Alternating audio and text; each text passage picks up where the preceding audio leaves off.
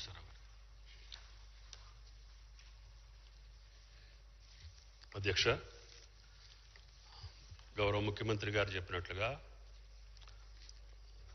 ఈ సంతాప తీర్మానం పెట్టడం అనేది దురదృష్టం.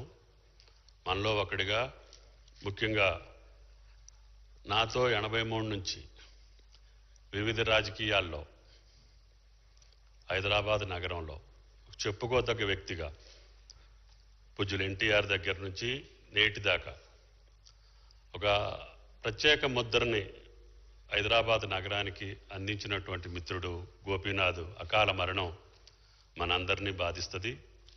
సిట్టింగ్ సభ్యుడిగా చనిపోవటం అత్యంత బాధాకరం. అయినా సరే కాలం మన చేతిలో లేదు. ఆయన నిలబడ్డటువంటి జూబిలీ హిల్స్ బాధ్యత ఈనాటి ప్రభుత్వం మీద, ముఖ్యమంత్రి మీద, అదేవిధంగా మా ప్రభుత్వం మీద ఉంది.